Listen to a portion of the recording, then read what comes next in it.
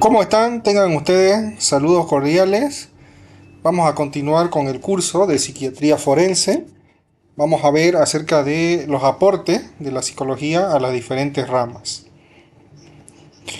Primero vamos a hablar acerca del origen de la psicología, ¿no? De cuándo la psicología es ya considerada como ciencia. El año 1879, un año bien importante, donde oficialmente se considera a la psicología como ciencia, ¿no? Como una ciencia independiente. ¿Quién fue el responsable de esto? Wilhelm Wundt, entre el año 1832 y 1920, que fue el periodo en que nació y falleció. Era médico, fisiólogo y filósofo alemán, ¿no? Y él fundó el primer laboratorio de psicología en Leipzig, Alemania, ¿no? De psicología experimental. Hay una ruptura, ¿no? Un cambio de paradigma, porque la psicología se ramifica de la filosofía, ¿no? Y el estudio del alma, de la mente, no era considerado ciencia porque no había un objeto concreto medible, ¿no? Pero eso fue cambiando, ¿no? La perspectiva fue cambiando. Por eso dice primero que hay una ruptura con la filosofía, porque hasta ese momento el estudio de la mente estaba ligado netamente a la introspección pura. Es decir, la forma como la persona interpreta sentimientos, emociones de una manera propia, ¿no? Particular. O sea, se ligaba netamente a la introspección pura, la religión y la metafísica, ¿no? Que vendría a ser el alma, ¿no? Ir más allá de la física es el alma, ¿no? Del ser humano. Entonces Boone cambia el objeto de estudio, donde ya no se busca el alma, sino la conciencia, ¿no? De que ya le dio la interpretación de que a lo que se refería el alma en la filosofía en realidad es la mente, ¿no? El estudio de la conciencia y estos procesos mentales superiores, ¿no? ¿Cuáles son estos procesos mentales superiores? Lo- los factores cognitivos superiores, el lenguaje, la memoria, el pensamiento, la creatividad, etcétera, ¿no? El método científico que le agrega Wundt para que la psicología sea llamada ciencia, y como hemos visto anteriormente, desde la psicología experimental, introduce la introspección analítica, ¿no? Cuando hablamos de introspección es eso, o sea, es la capacidad que tiene la persona de reconocer sus propios sentimientos, emociones y percepciones. Entonces, introduce la introspección analítica u objetiva bajo estrictas condiciones de laboratorio. Ya vamos a ver de qué se trata este método científico de la introspección que le agrega Wundt para el estudio de la conciencia. Utilizaba instrumentos de medición de la fisiología para cronometrar los tiempos de reacción de los sujetos ante estímulos sensoriales, ¿no? Les mostraba diferentes estímulos que podían percibir a través de los sentidos, ¿no? De la vista, del olfato, del oído, ¿no? Y estas reacciones o mediciones fisiológicas, él cronometraba los tiempos de reacción ante diferentes tipos de estímulos, ¿no? Que ya más adelante ya vamos a ver, por ejemplo, en el tema del conductismo, como vamos a ver las ramas de la psicología, ¿no? De que muchos recordarán, había en una ocasión, una época, una propaganda de Vygotsky que hacía un experimento con los perros, ¿no? Donde al perrito se lo condicionaba, ¿no? De que el sonido de la campana que este sonido precede a darle la comida, las croquetas, ¿no? Es decir, primero yo pongo las croquetas, por decir al perro, sin ningún tipo de estímulo, ¿no? Y el perrito, al escuchar las croquetas, ¿no? Al escuchar el sonido de la croqueta, automáticamente él va hacia la comida, hacia el plato, porque asocia el sonido con la comida, ¿no? Y como tiene hambre, entonces eso lo condiciona y lo lleva al plato de comida, digamos, ¿no? Pero si yo antes de poner las croquetas o hacer sonidos con las croquetas, yo hago un sonido con la campana, primero el perrito no va a saber qué significa el sonido de la campana. Pero si yo lo voy asociando donde sueno la campana y después pongo las croquetas, eventualmente el perro va a asociar el sonido de la campana con las croquetas. Al punto de que solamente el sonido, sin la aparición de las croquetas, va a ocasionar una reacción fisiológica en el perrito que va a ser la salivación, ¿no? Porque fisiológicamente el perrito tiene hambre. Y como ya su mente asoció el sonido de la campana con las croquetas, con el sonido de la croqueta, automáticamente él sabe que eso significa comida, ¿no? O sea, su cuerpo sabe eso, su organismo, ¿no? Y por eso saliva. Entonces, como es algo que involucran variables internas, variables externas, y es algo que se puede condicionar, es por eso que progresivamente la psicología llegó a ser ciencia, porque se pudo demostrar que objetivamente el comportamiento se puede estudiar y aplicando el método científico se puede también condicionar. Vamos a ir viendo estos conceptos detalladamente, ¿no? Primero, recordando, ¿no? Primero, el padre de la psicología, Wilhelm Wundt, que funda el primer laboratorio de psicología experimental en el año 1879, donde él se encargó primeramente de estudiar los procesos mentales, ¿no?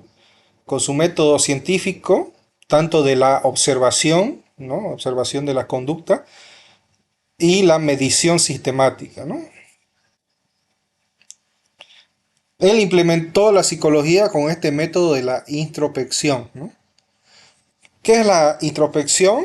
La autoobservación y la descripción verbal y sistemática por parte de un sujeto entrenado de sus propias experiencias mentales, ¿no? Sensaciones, sentimientos, que en palabras básicas o en resumen, significa la forma particular como se perciben estas sensaciones y sentimientos de manera distinta, ¿no? Cada sujeto tiene distintas reacciones ante mismos estímulos.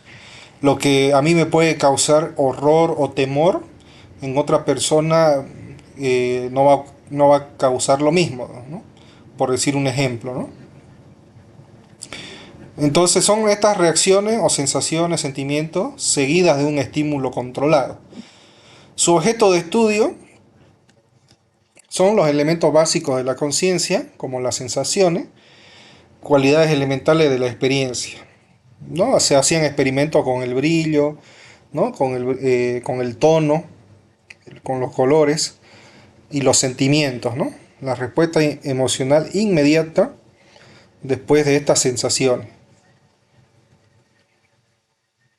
¿no? Inmediata a esas sensaciones. Entonces, por ejemplo, ¿no? Aquí tenemos algunos ejemplos.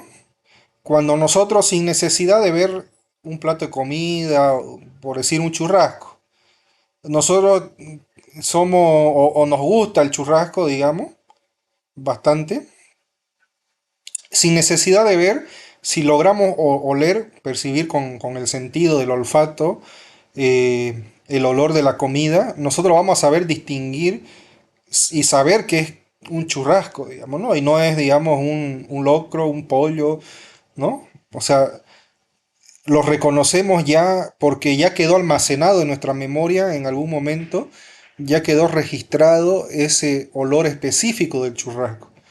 Esos son los procesos cognitivos superiores, porque ya la información quedó almacenada en la memoria, en el pensamiento. No necesito ver el estímulo para saber que es un churrasco, digamos, ¿no? Ya está guardado, ¿no? En el inconsciente. Por eso es que, por ejemplo, cuando tenemos una persona un enamorado, una enamorada, digamos, en el caso de las mujeres, ¿no? Donde su enamorado tiene una moto, digamos, ¿no? Y se aman mucho, están bien enamorados. Y cuando su novio viene en su moto, ya el solo sonido de la moto hace que ella tenga ciertas sensaciones en el cuerpo, digamos, ¿no? Por ese se dispara, pues, ¿no?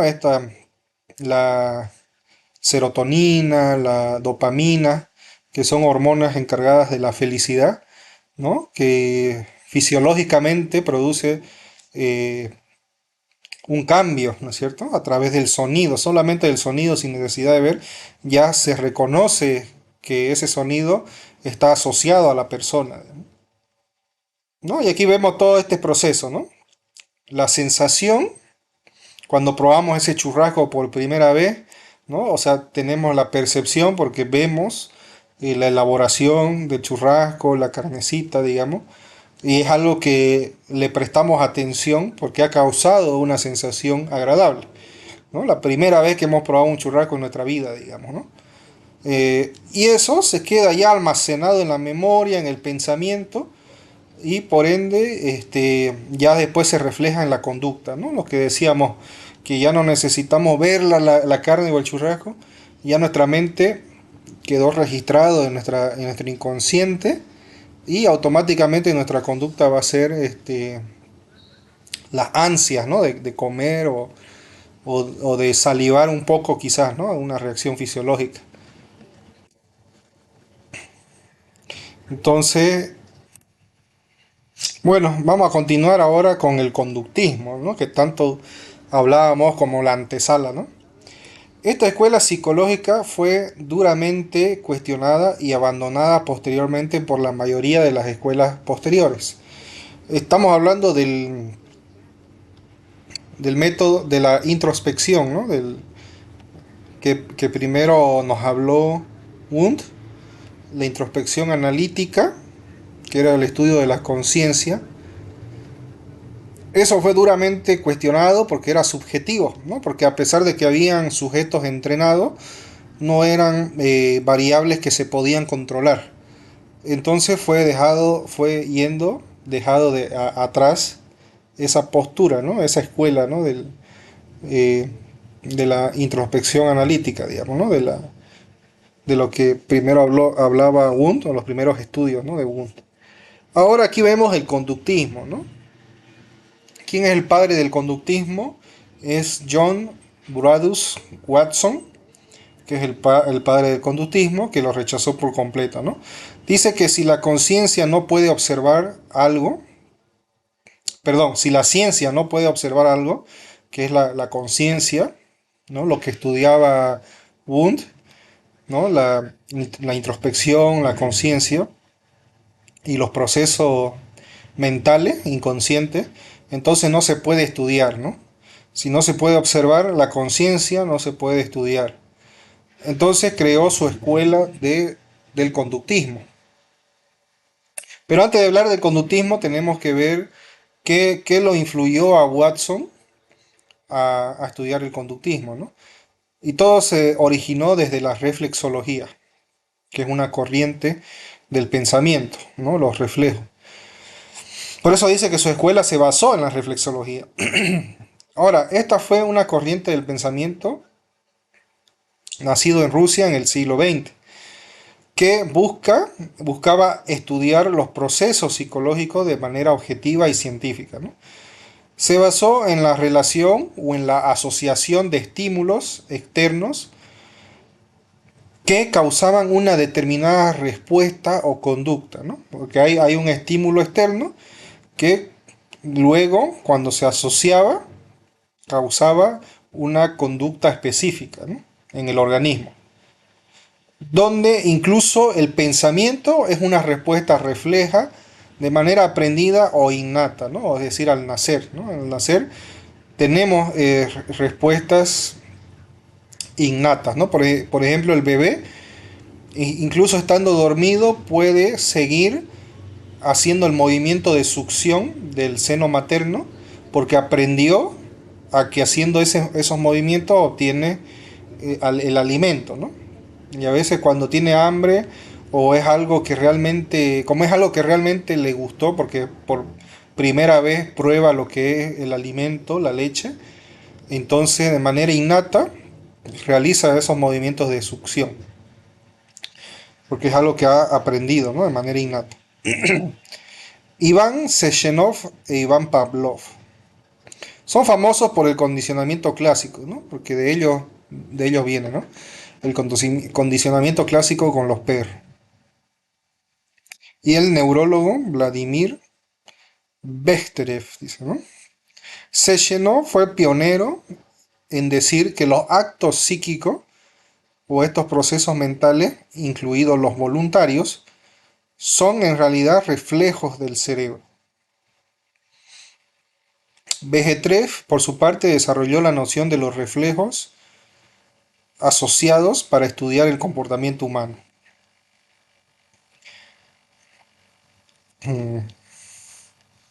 Muy bien, bueno. Aquí tenemos un poquito una infografía que nos muestra cómo es el conductismo de Watson, ¿no? El hombre como máquina de reflejo, ¿no? Tenemos primero el rechazo a la introspección, ¿no? A diferencia de Wundt, Watson sostiene que la observación interior está distorsionada, ¿no? Y no permite un análisis científico objetivo de la conducta. El objeto de estudio es la conducta observable, ¿no? En Watson, el conductismo, donde la psicología debe limitarse al estudio de los hechos y comportamientos que pueden ser vistos, ¿no? Medidos y pesados por un observador externo, ¿no? O sea, la conducta tiene que ser medible, ¿no? Observable, medible y con variables que se pueden controlar, digamos, ¿no? El hombre como máquina, ¿no? Se visualiza al individuo como un organismo que reacciona ante el mundo externo, donde incluso el pensamiento se explica como un encadenamiento de reflejos condicionados, ¿no? Incluso el proceso de la mente está condicionado, dice, ¿no? Por estos elementos, ¿no? El estímulo, cualquier condición en el ambiente directo que impacta en el organismo y desencadena una reacción. Es como por ejemplo el dinero, ¿no? Cuando uno trabaja,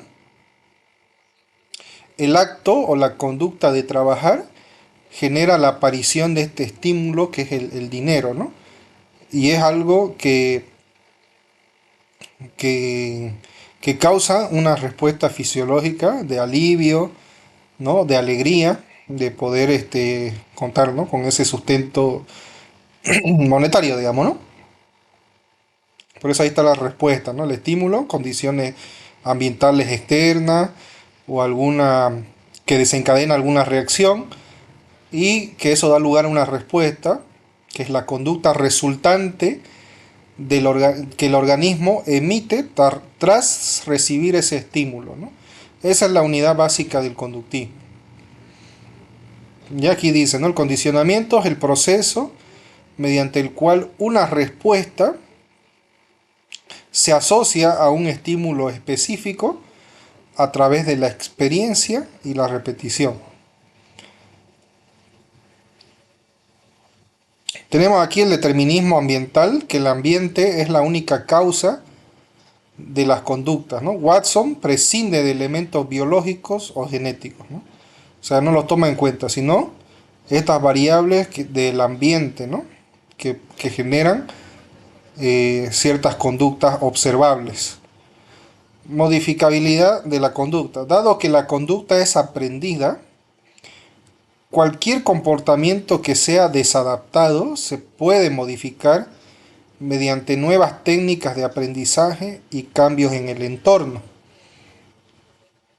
¿no? Por ejemplo, yo puedo condicionar a un perrito a que haga sus necesidades específicamente en un rincón, ¿no? ¿Por qué? Porque, o sea, puedo asociar estímulos que le hagan entender, o sea, a tener esa reacción fisiológica de hacer sus necesidades en un lugar específico por la respuesta gratificante que le precede esa esa conducta, digamos, ¿no? Y así lo puedo condicionar a través de la asociación de estímulos, ¿no? Esto lo vamos a entender más adelante, ¿no? Porque si al perrito, claro, le doy croqueta, le doy premio cada vez que él hace sus necesidades en cierto lugar, y cuando él no las hace, no recibe ningún tipo de alimento, y más bien recibe un castigo, ¿no? Eh, una llamada de atención, digamos, mediante la voz, unas palmaditas, digamos, en la cola, pero a la medida que él se va acercando, haciendo sus necesidades en ese rincón, yo voy a ir premiando sus acercamientos de una manera progresiva, y él se va a ir dando cuenta, su organismo se va a dar cuenta que cada vez que hace en ese rincón, recibe aún más gratificación que hacerlo en lugares cercanos, ¿no? Peor si es lejos. Si es lejos, obtiene castigos, ¿no? Si se va acercando, va a obtener beneficios pequeños, y cuando realmente lo haga en el lugar indicado, ahí va a tener una gratificación grande, ¿no? Todo el plato de comida, digamos, ¿no? Por decir un ejemplo, ¿no? Ya después le puedo dar otros ejemplos. Bueno, y bueno, para no detenernos en esta parte, obviamente este aprendizaje va a ir generando hábitos donde se van a ir modificando las conductas, y a raíz de la repetición se van a convertir en hábitos, ¿no?